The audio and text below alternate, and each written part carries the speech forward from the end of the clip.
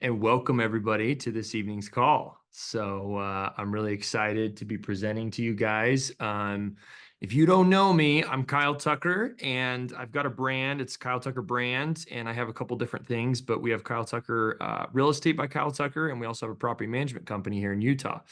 But this evening specifically is put on by Zen Coast University, who is an amazing program. They're an amazing school and program out of the Bay Area, founded by Calvin and Jenny, two really good friends of mine, Jenny Lott, Calvin Chin, who are now, they've been husband and wife for a year now.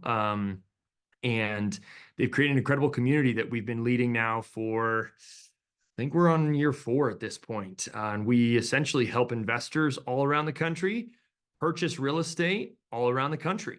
It's been an incredible journey since day one. And that's why, some of you that were actually students of mine that are coming to see me again here after several years, and you're looped into the community. And we love to see that. We love to see you continuing on your journey. So, several of you that I recognize, even Dom's someone on here that was a student of mine for a brief moment.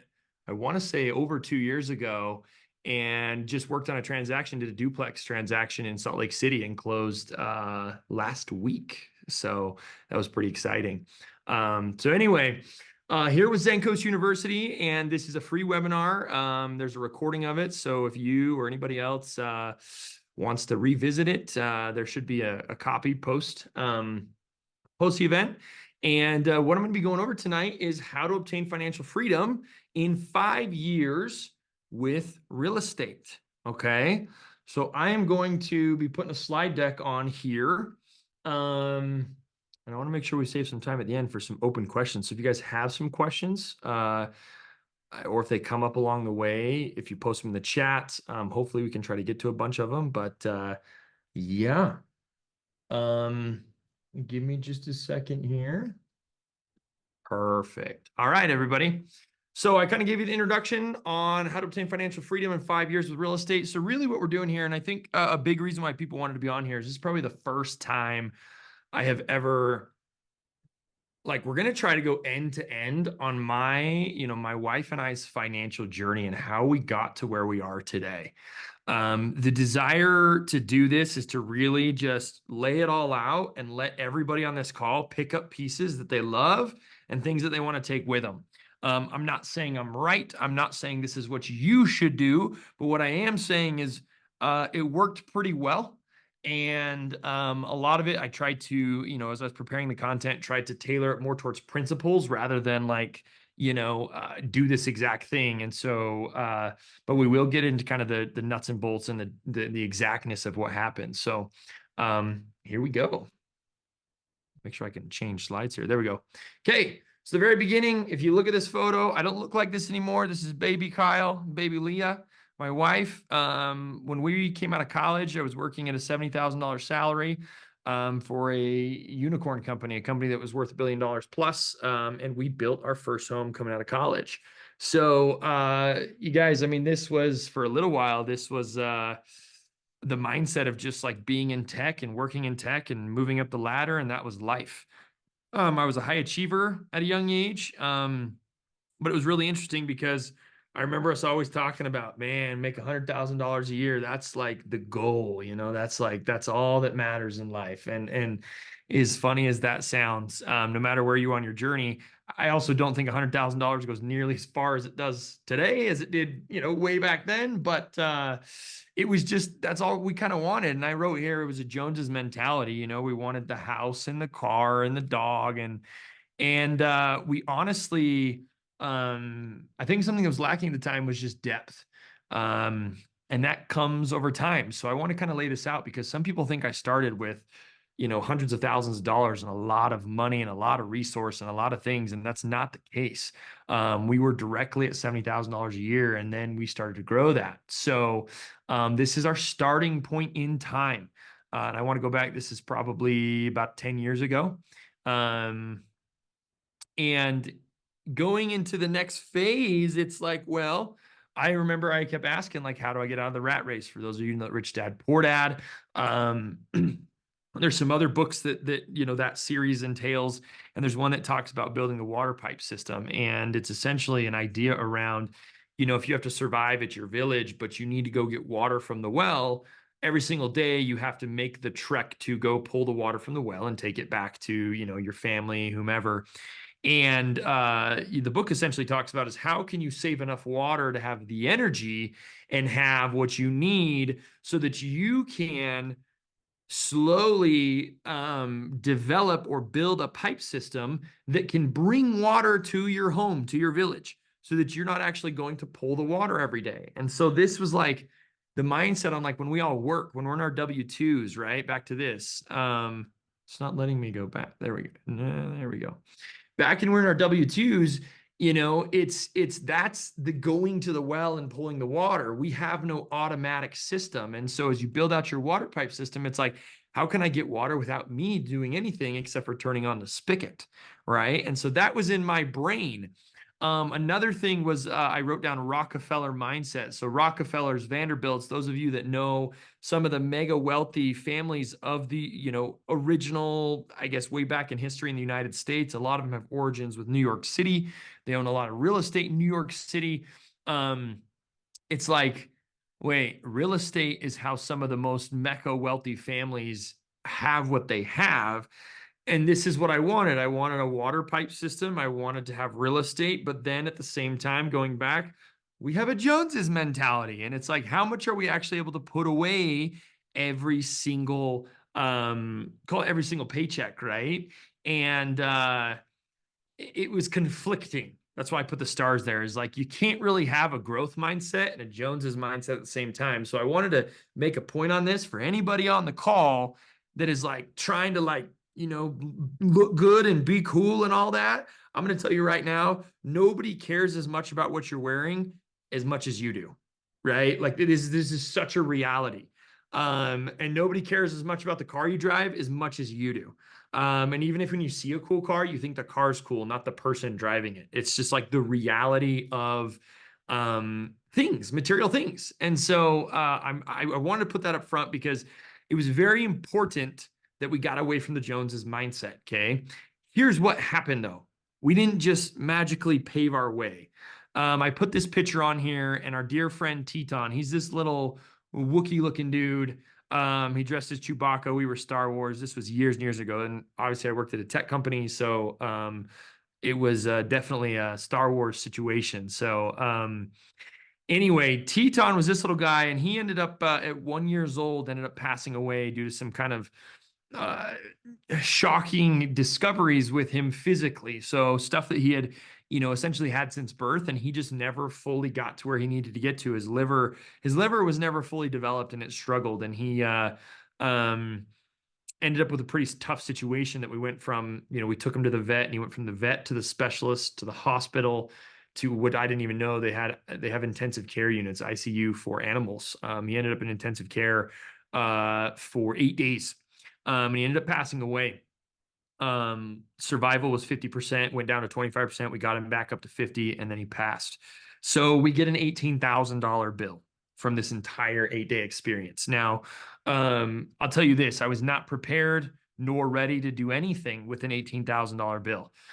Especially since right here, we're trying to go on this journey, this wealth building journey is the whole premise. And I'm like, well, this is going to drain us. This is absolutely going to cave us down and prevent us from moving forward. And so Leah and I chatted, and I want to make a comment here. Part of before we went through the full 8 days, they kind of give you decisions, whether you want to, kind of put them down or continue the fight. And, man, I'm getting emotional remembering all this, but we decided that we would do whatever it took to keep him with us, because you never plan in a situation where, I know it's just a pet, but any of you that have had challenges with either a pet or family member, you do everything it takes. You do absolutely everything it takes. We kind of formulated some ideas. And so when we get into this bill, we didn't know what it would end up as. I think when we had the discussion, it was at like 4 to 6K. Anyway, we ended 18. And so post that, we say, we want to stay the course of growing. So we're going to figure out how to generate this money outside of our income, outside of our W-2s. Now at this time, Leah, was working as well. So we had the 70,000 plus something else. And we started doing a bunch of side hustles, and you can kind of see I wrote down Airbnb, DoorDash, Uber, travel hacking, Neighbor. There was probably other stuff too. But we just started hustling nights and weekends, doing different things. We Airbnb'd out rooms in our home. Some people thought we were crazy because of that. There's people on the call that know us from back then. Even Neighbor is think of like Airbnb of self-storage. You can like rent out part of your garage, or if you have an unfinished basement, or if you have a shed, you can rent out to your neighbor. That's what Neighbor is. So we had an unfinished basement, and we rented it out to this lady that made crafts, and she ended up like not coming during the day just to make crafts. When I say crafts, she'd sell like these big Halloween or Christmas decorations at like city fairs and stuff like that. Kind of an older lady who's very interesting situation, but they were cute, and we're like, sure, you can craft downstairs. She ends up pretty much living in the home, which was not what we were expecting. Like, she's like, oh, maybe I'll stay there if I'm really busy, like one night out of the week or something. And it turned into a full-blown living situation. I'm like, you live in my basement and you have no bathroom, you have nothing. Now, she had a giant motorhome that she parked at Walmart. She had a car too. So she parked the motorhome at Walmart. She'd go to her motorhome and shower and get ready for the day and then come back. So it was the most bizarre situation. And some people on this call that knows from back then were like, what are you doing? Like, this is crazy. But we were trying to dig out of an $18,000 bill. And specifically, I put that bill on a 0% interest line of credit for 12 months. So I knew I had 12 months to pay it off. And as we rented out our rooms, I remember people were celebrating on holidays, my wife and I, because I can't take her Ubering, but I can take her door dashing because you're picking up food and taking it to people. So we do that on weekends. We did that. I remember St. Patrick's Day. We were going around to all the folks, having a party, taking them, whatever they had ordered, their beers, their meals, their big, it's party platter size food. I did Uber. I went to Park City, drove in Park City especially on Friday night. It was probably the hottest time. Because you just shuttle people back and forth that get smashed out there on Main Street on Friday night in Park City. Travel hacking.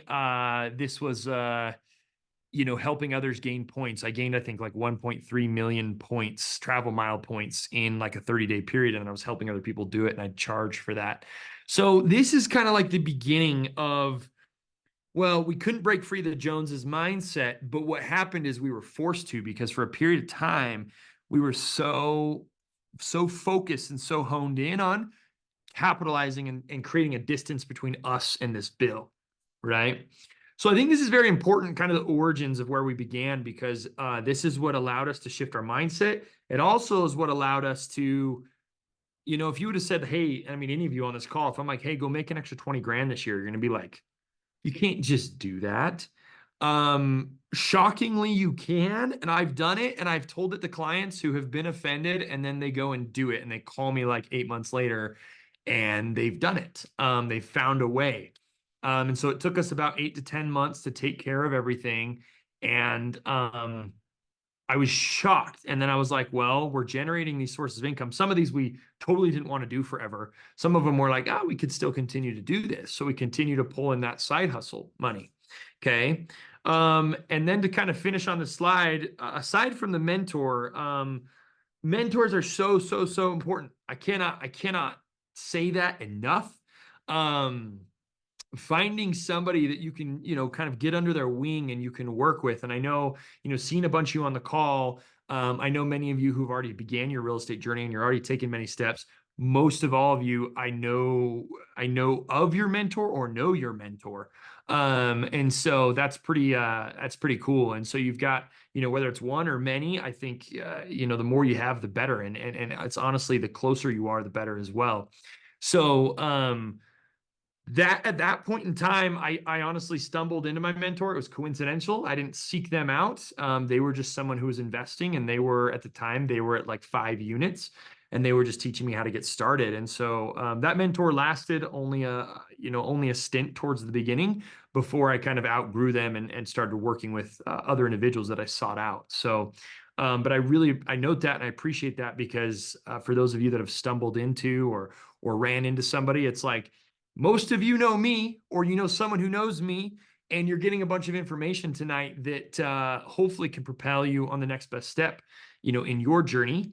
And not everybody on the planet knows who we are or knows about Zen Coast or knows about this call, right? And so, through word of mouth, it's a really big opportunity. So, one other thing I wanted to share with you guys here is right here. This is really fascinating because I was tracking. This was another piece, and I just want to show you guys, like, as we started to adjust and get towards like how do I really make sure my finances are where they need to be and we're making progress.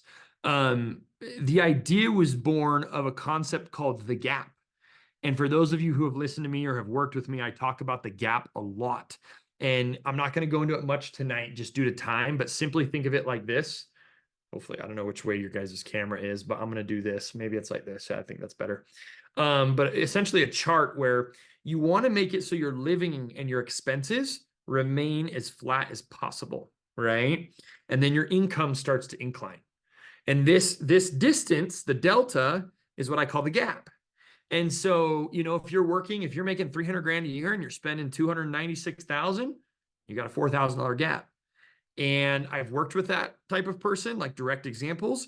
I've also worked with individuals that are making $60,000 a year and their gap is $20,000, right? And the person with the $20,000 gap is easier to work with than the person with the $4,000 gap. Okay. And that's so important to bring up. And so as you can kind of see, we started, with Teton's passing and all those income things, we paid off the bill, but then all of a sudden we had the capacity to earn more. So we keep going in that trajectory through side hustles, through job promotions, through my wife. We acquired a business and she became a business owner, and there was huge opportunity there. And anyway, that gap starts to grow while we do what? We keep our lifestyle at that $70,000 mark. This is so important. We kept our lifestyle at 70,000 bucks a year for actually quite some time before we started to, increase lifestyle. So if it's intentional, you can grow your lifestyle. If it's unintentional, it's called lifestyle creep. So we really were intentional about not keeping up with the Joneses, not having lifestyle creep, and essentially strengthening that gap as much as possible. And then as you're growing that thing, you're going to be putting as much of those funds away into preparing to invest, right? So what I wanted to show you with this spreadsheet, I actually dug it up. This is history, you guys. Like, this is actual history. And I wrote down, like, this is when back and I worked at BYU, and it's like I got a $23 check for working over Christmas break, which is just wild. And so I've got several sheets on here where I track and start to push my money places, and I cut it up. So it's like every dollar we brought in, we took, call it 50 cents on the dollar towards something, and then a certain amount in investing and a certain amount towards whether it was charity or whether it was personal development. And so this was so important. And I was kind of thumbing through this, going to where Teton happened. And I looked at this and I'm like, oh my gosh, like, look at all these incomes from Teton, these sources. And we started to write DoorDash, Airbnb, Uber, Lyft, all these different things. And so we were keeping track of this. And I show you that chart because I actually kept track of every single dollar we made for, I want to say, for the better part of like 7 to 8 years. So I know that sounds a little obsessive, but I was a data scientist before, and I actually tracked where every dollar went, and I created buckets so that, like, I didn't have $10,000 in the bank. I had $2,000 to spend, and then we had saved up 8,000 in a different account that was separate so that I could eventually use that towards something, right? And so that starts to grow and develop. Okay. So the next thing I want to say before we go into the hooked part, the part where I was hooked, is when I found this mentor, the very, very first thing, and I think there's, I'm just looking at time. Yeah, we've got time here. So the very first thing that they tapped into was the equity within my home to be able to start growing my real estate. And I remember thinking, holy smokes, is this risky? Is this dangerous? Like, should I be doing this? And the reality is, there is a lot of stories of people who have pulled home equity lines of credits on their homes and created problems for themselves. Now, most of all those stories, you need to ask, well, what did you do with the money? And most of those stories lead to, well, it was a boat or a trip or a vacation to XYZ or a timeshare or some sort of thing that was further indulgence. Further Joneses is what I would call it. And it wasn't investment into self and investment into real estate. And so we started with investment into real estate. And I'm going to kind of go into that in a moment of how this started to boom outward because we had our first home ended up buying our first investment, second investment property. So we went to 3 units fairly quickly off of the appreciation just in our primary residence. So there's kind of an origin story to our primary residence too that I'm not going to share today, but owning your own real estate is so valuable because your real estate can get you more real estate. And I'm going to talk about that more in a bit. So, the next one I say, so we got our first 2 other houses and off we go. And I started to get really focused in like, well, what's possible? And I wrote some of these things down. I was, reading books. I found additional mentors. I joined free programs. I joined paid programs. I paid for coaching. I studied psychology of money. And I spent an immense amount of time in the world of resource, in the world of finances and dollars. And this is so important because, I always talk about this. This is why I love coaching. You can read a book, but a book can't read you. You can listen to a podcast can't listen to you. You can watch YouTube cannot watch you, right? I can sit there and say that over and over and over again of different sources. The thing about a coach is a coach can work with you directly where you are today. And so I think when I started engaging with, mentors or coaches, that's where my growth really started to expand. And it was really important in my journey. And I think all of these things, I'm not going to say one is more important than the other. They're all valuable. But I feel, at least on my end, what helped me, yours might be different, but what helped me was coaching and psychology. If I could understand the way the mind works towards money, I can master money. I'm not just going to look at, spreadsheets all day. It's like learning how to orient towards the psychology of money. A good example of that is I've worked with a lot of clients who I've done new construction projects with, and they, for better or for worse, they could never save. They couldn't put money away. And when we put a new construction project into play and put them a goal out there, I mean, you would be shocked at the way these people transform their lives and start to do things differently to meet the goal of, hey, there's going to be a house here in 9 months and you got to have a down payment, right? That's pretty wild of what I've seen in people's, call it the psychology that they have around money and how that changes by putting out a goal or something that matters more than looking better to, buying the clothes or I don't know, all the things people do on Instagram anymore, but you guys get my point. So this was absolutely pivotal, is understanding psychology. And so I started to wonder, how do I personally grow in this way? And I started building new construction projects that I did not yet have the money for, that my wife and I did not yet have the money for. And I kind of thought, well, I'll put the deposits down. And I know all of us on this call have made money and lost money in different investments and crypto and meme stock, all the things. I've made actually really good money in several of those lanes. But the point is, I kind of thought I could put a deposit on a house and it's fine if it doesn't work out because it's just like, losing money in a different investment. But what happened is the growth in Utah was so outrageously wild that, by the time I was getting closer to closings, I could be up $50,000, $70,000 on a new construction project due to the growth because it took 9 months or a year to build. And so my wife and I started committing to projects. Now, some people might consider this like super risky. And I'm like, well, you just lose your deposit. There's no other further risk than that versus like, stretching too hard to buy a piece of real estate and then it doesn't go well. And now you have a problem, right? So it was a very, I call it a lot of hedging in regards to risk.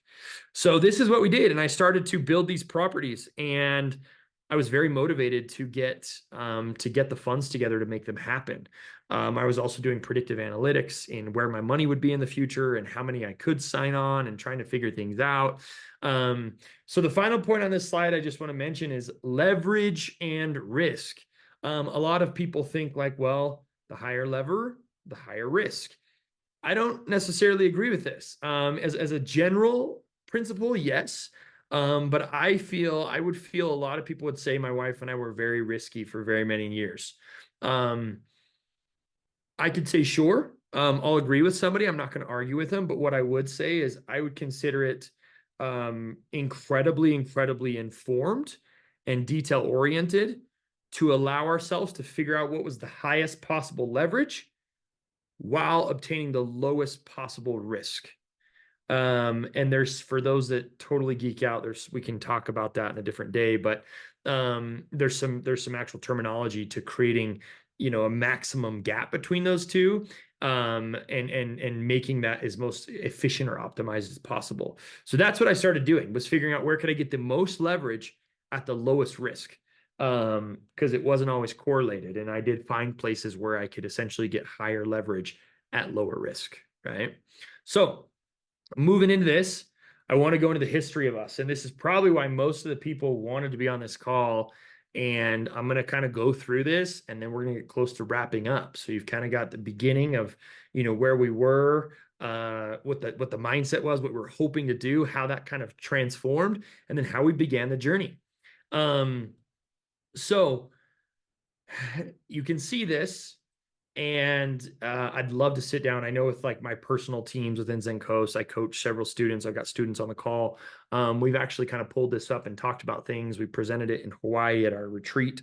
But it's just to provide some context into like, well, what were the exact dollars, even down to the cents? And I mean, it's down to, I mean, everything's rounded to like 100 or maybe it's even 1,000 here. So I apologize if it's not down to the penny, but the uh, the situation to see here is something that's very, very important because we have amassed today, it's over a $20 million portfolio. My wife and I, the total value of it all is like 50, I think it's like 59 or 60 million. But we don't own all that because we have a bunch of partnerships. I think I have to file taxes on 9 entities, and next year I think it's like 14. So we have a bunch of partnerships, and so we'll co-invest with other folks. And so of that 59 million, about 20, I don't know what exactly is, 20 to 22, 24, somewhere in that range, depending on values, is the part we own. And so if you want to kind of look here, this is what's important. Focus on the year and month, and then kind of what we were doing. And I tried to provide some context for you guys. So we started out with that house right there, right? 8 years ago, and it was a primary residence, and then it's now an investment and it's become a dual rental. We spent $491,000 on that property, and today it's worth $900,000, right? We lived in my parents' basement and didn't pay rent for like 8 months to save up for the down payment on this. So finding scrappy ways to make this happen, right? Next things, I noticed this is very important. I put, how did we do it? Well, that line of credit against our primary bought, you see these two right here, transaction number 2 and 3. So we bought a single family home, another one, and a condo. So, and these were our purchase prices, and these are our values today. Next up, I put a 2 here because we waited and the home grew even more. This primary investment grew even more. And then we did a second, we essentially redid our HELOC and we bought numbers 4 and 5. So this is what's crazy. And I think this is so important for everybody to understand on this call is we went to 5 pieces of real estate with only saving up for the first one. And then we strategically use the funds to grow to this level, right? I'd love to break that down more personally, privately with you, or in one of our coaching groups or something. But this is so important. And then you get into like where I start to further advance. I mean, 2019 is where I got I met Calvin and Jenny, and as a crew, we were doing a lot of really unique things in the real estate space, and learning, and right here is where a big shift happened as I capital raised and bought 7 condos for $1.8 million. Today, those are worth 2.65. They might be worth more than that. I don't know. But the part that is interesting about this that's not added in these numbers is we did a cash out refi on this deal 12 months after I bought them. We paid back all the original investors with surplus interest as a thank you. And then right down here, this condo right here, we bought at the peak of the market. It's a $410,000 condo that got paid for automatically just by refinancing these 7 condos. So we didn't even put any capital towards this condo. It just came out of here. So really that 1.82 has, it's the sum of this plus this. So it's like 3 point something. So there's, $1.2 million in just raw equity that came out of that deal from being very strategic. And also another huge thing, you guys, is that was a COVID deal. I signed on all those units, and there's people on this call that knew me at the time and how scary it was. And I ended up doubling down at the time because I almost backed out of these 2 properties and just weathering the storm. I was in a coaching program that encouraged me at the time to proceed with these 2. This was not a real estate program, it was a leadership and self-development. But I proceeded with these 2 and then signed on these, which was pretty wild. And we got a really awesome deal because it was a tough market for those first 3 months of COVID. It was just like dead, actually. There was like no market. And so we made that happen. Huge transaction, which gave me the strength to be like, you know what, we can do this, and we can do this at a high level for a very long time. It was like a syndicate structure. So I go into buying a townhome and 3 condos right off the rip. In June, single family home. We got a new home in October of 2021 that's now a rental that's absolutely crushing it. I should note here, it's actually a midterm rental now. That's cash flowing over $3,000 a month. And then we head into some of our first few partnerships, and we still are buying some on our own, but we did a partnership here, and then we started to partnership a whole bunch down here. And simply I share this because, partnership is valuable. I wouldn't do it without counsel and mentorship and help.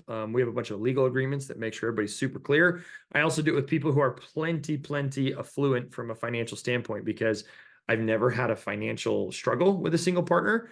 And so I make sure to qualify them in advance before I go into any deals, because I don't want to ever get into that type of situation, right?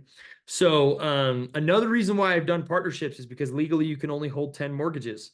The 2 strategies to kind of avoid that are roll your properties into a commercial loan or get partners and help them invest and then own part of those deals, and kind of work together on them. So there's several deals that kind of happened throughout here.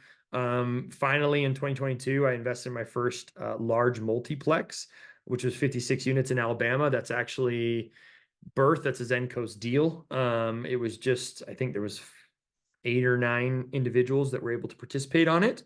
And down here, you can kind of see there's also, got to move this out of the way.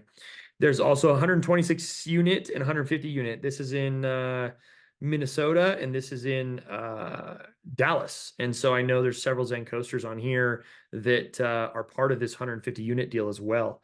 And so we're able to invest in both of these just this past December. And so being part of those and understanding some of these larger these larger units, how to engage. I was a limited partner here, another limited partner here, and then on this one, I'm a limited and a general partner. Did some capital raising and helped some of you even get into that deal as well. So I show this trajectory, and I've spent just about as much time as I want to on it. But I think it's so important for people to understand that I didn't buy 10 rentals in the first year, right? It's like, look at this gap. This is nearly 2 years, a year and what, 8 months or something. And then another jump. Look at that. It's almost another year, right? And then we go 6 months, and then we go 6 months, and then this one's another year. Now, this was awkward because we get into like that COVID time where it was like, what do we do? But these 2 transactions were children of OG COVID, right? And it's another year to get to these. And then 6 months, 6 months, and then we're kind of bam, bam, bam, bam, bam, and we're flying. And it's kind of how it's been since. We're constantly involved in deals and transacting. So, yeah, that's what I want to share in regards to this. Something that's so important. and I want you guys to understand this, and we talk about this deeply at Zen Coast, is what type of investor you want to be. A lot of people think, well, I want to do what you did. And it's like, do you? And are your circumstances the same as what I had? Right. So this is so, so important because if you're an entrepreneur out there, I know I've got agents, I've got team members and peers on this call. You've got to really think about your risk index and understand if doing this type of a growth plan makes sense. If you're a double household income with no kids and you can easily replace your jobs, you guys can understand how that risk profile is very different from, let's say you're a single household income, wife, 3 kids. And you know what? If you lost your job today, it might actually take some time to replace it. A very different risk index, right? And so I would argue the first I described can definitely play harder in the appreciation lane. The second use case I described would definitely need to lean towards cash flow, right? Because what we talk about is cash flow replaces income, appreciation creates wealth. Okay. So it's really important to understand. Now, I do have a lot of cash flow. It's happened organically over time because, like, this home right here, when we started renting it, it was making $50 a month. Today, it's like $1,000, $1,200 a month. And so it's so important to understand that and to understand that, like, as things mature over time, you start to really make the benefits and reap the rewards of your real estate after some time. It's not right out of the gate. A good important piece of this is like spring of 2022 is kind of the peak of the market. If you look at some of these values right here, whoa, you can kind of see that I'm actually down on 2 properties. I think it's the only 2 properties in the whole list I'm down on. And those were literally bought at the peak.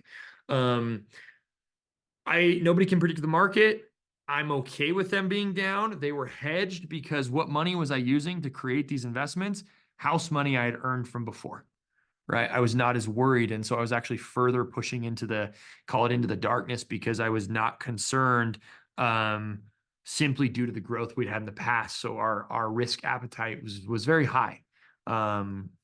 So I wanted to bring that up again to remind you, cash flow replaces income, appreciation creates wealth. And so my whole thing is like, get enough cash flow or passive income to feel safe, feel secure, and then start building towards a future that can really make a difference on this planet. Okay. And to this day, I think of our portfolio, we're probably 60% levered, 40% ownership. And so I want to say that's around $6 to $8 million if we were to sell everything. And I'm super transparent on numbers because this is Zen Coast, guys. Like, those of you that, if you're not Zen Coast and you're coming out, you're like, this guy's just really letting it all out here. We get very into the numbers for every single person we work with because it's important. So 6 to 8 million net worth. I'm currently 32 years old. If our portfolio gets paid off over time, you're looking at, at this point in time, it's like I mentioned, 20 to 22, maybe 24. The market's moving up, so I haven't reassessed my values. But that being said, cash flow today is somewhere between 150 and $200,000. I think it was a little higher at one point, but because the market receded over the past 18 months, it kind of shrunk a little bit. But once all this property is paid for, that's a whole different ballgame. I don't do that math. I think if you roughly did it, it's probably around 1 to 1.5 million in passive income per year on this portfolio. And so that's where we're headed. I likely end up pivoting and doing some other things and creating other businesses and stuff along the way. But I can easily take any of these properties and, I could sell this property and put in my pocket, $250,000, and so on and so forth, to be able to use those towards other endeavors. So these original projects start to become 4plexes out of state or 8plexes out of state, or funding capital or seed capital to businesses. And so that's kind of where I see things going for us. Okay, I want to finish up on this slide, and then we're going to kind of do a summary and close out here. So the big thing I want to share, you guys, is like, so what are the results? Where are we at today?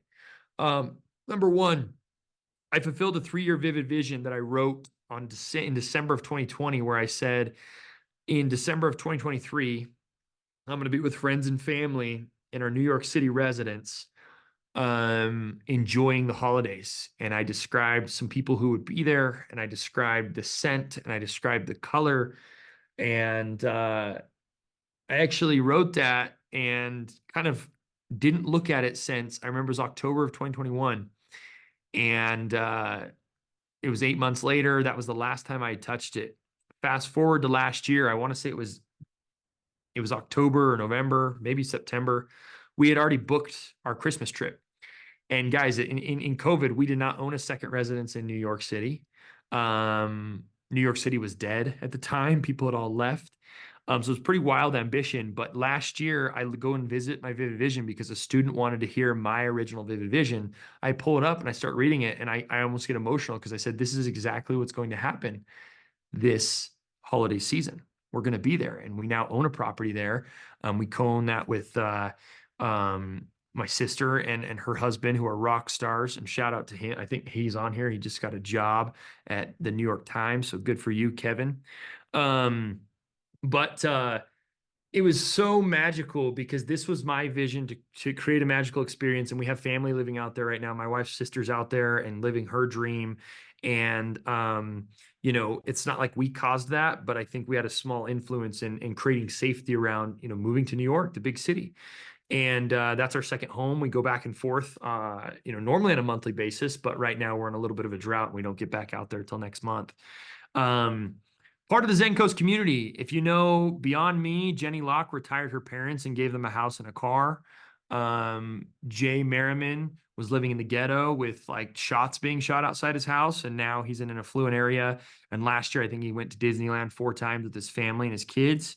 We've got another coach who had a vision to build a wellness and retreat center for mental healing in Oahu on Hawaii.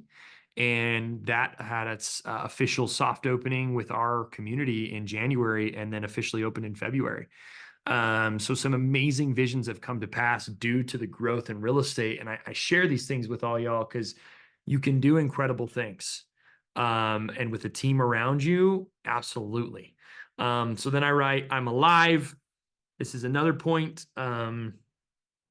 For those of you that have worked with me or know me well, I talk about aliveness a lot. I love life. I love doing fun things. My team and I, we go out and do something fun on the town every Thursday night. And it's been kind of a fun time getting to know others' interests and having cultural experiences. And then I write mission. So a force on this planet that you are enough. Each person on this call is enough. You are enough. Your friends, your family, everybody's around you enough. As much as we may feel people aren't, they are. They simply just have an opportunity to improve. But because the opportunity to improve always exists and always will exist, does not mean you are not enough today. And so that mindset has gotten into my culture and into my teachings of helping others. And it's, really to step away from the Joneses mentality. I twofold coach. One is to help people grow and develop their wealth. The other is for them to become more and more detached and to let go of, I call it material things they think they need, and start putting time, energy, and resources into stuff that will make a difference on this planet.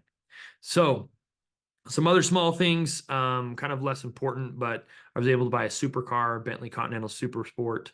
We've got our 2 places. It's not technically bi-coastal because it's not coast to coast, but it's Utah to New York. We've purchased vehicles with cash. I've coached over 75 students. I've helped over 200 investors develop growth plans and buy property. I've been to a private island with a handful of decamillionaires. Island's owned by a gal that's under age 40 and is worth, I think, on her way to 500 million. Central Park Tower with some friends. I know some of those friends are on this call. We went to a listing that Ryan Serhant had that was one of the most expensive listings in New York City, $250 million, on a special gala dinner with him. And it was incredible. So all these things have happened due to real estate and being in real estate. None of this would have been possible if I would have stayed in my sweet little W-2 job way, way, way back when.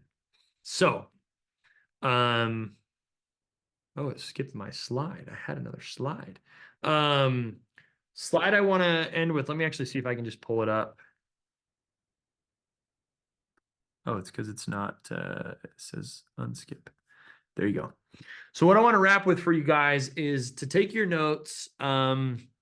And I want you to throw in the chat of everything you heard today, whether it was mindset, whether it was starting small, whether it was creating a gap. Let's drop in the chat. What is your personal best next step? What is your personal best next step? I love it. And I just want to kind of see some of these, see what landed with people, see what worked with people. Find a mentor, drop the Joneses mentality, create a gap, creating and maintaining a gap. That's good stuff. Psychology, continue to grow the gap. Love it. Bigger gap, changing the mindset, getting a HELOC. Love it. Scaling, absolutely. Use the ADU at my new purchase primary home to build passive income, growing the gap, widening the gap. I love this, you guys. I suggest as you're growing that gap, spend the money on yourself and in your own development. That will return more than your rental properties. Once you're developed or in development, then start investing in your real estate, right? So I share that whether it's a leadership community, a coaching community, we at Zen Coast, I would love to have you at Zen Coast. If any of you guys are interested, we coach, it's a year-long program where I think our success rate is 80 to 90% of students get their first investment property while they're in the program. So I love, I'm seeing scaling to larger projects. Well, the text gets smaller if you write more. That's cool. Getting rid of low performers, sell to higher performers, creating a gap. Create an awesome spreadsheet. I love that, Lauren. Yeah, get your numbers nice and tight. That's just like kind of table stakes, right? Uh, I love this. Well, thank you guys so much for joining us this evening. I know I'm here on time. Um, so to honor time, you're welcome to go. I will hang out for a little bit if we want to popcorn some questions around. If people want to know some pieces, maybe there was something that was a little confusing the way I explained it, and I'd love to clarify. But if you'd love to hang out, I'm here for you guys. Thank you so much for being here. And the final thing I'll say is if you are in Utah, we'll start doing physical events in person on the ground with Zen Coast University. This is going to be amazing. I'm really excited to start hosting those. If you are on the West Coast, there are already meetups happening in San Francisco on a frequent basis. So go to those. We can get you in touch with those people. Whether you're part of Zen Coast or not, you can show up to these events. It's totally free, just like this webinar. Right there, Audrey just dropped Zen Coast University, so you can see what's going on. If you're on the East Coast, New York City's our hub there. We're gathering there. I think I'm going to be at those events. I think there's a May one I'm going to be in attendance too, so we'd love to see you there. So physical in-person events, we love it. Digital events, we'd love to have you. We really just want to provide value, give you guys nuggets. If you do have interest, this is not, I'm not here to sell or play some hard pitch. Simply is, we care. Our community cares. We do real estate differently. We focus on your why. And if that is interesting to you, come talk to us because we'd love to have you in our program. And it's quite affordable, honestly. Jenny and Calvin could charge quite a bit more, but we've always talked about we want it to maintain an affordable price to have a year-long coaching program. So we'd love to have you. I think I would even get to be your coach if you guys end up joining the program. And we meet twice a month. On small groups, and then there's calls every single week and availability, accountability, path to growth. So we would love to have you in Zen Coast. So again, thank you so much for being here. Everybody have a wonderful night. I'm gonna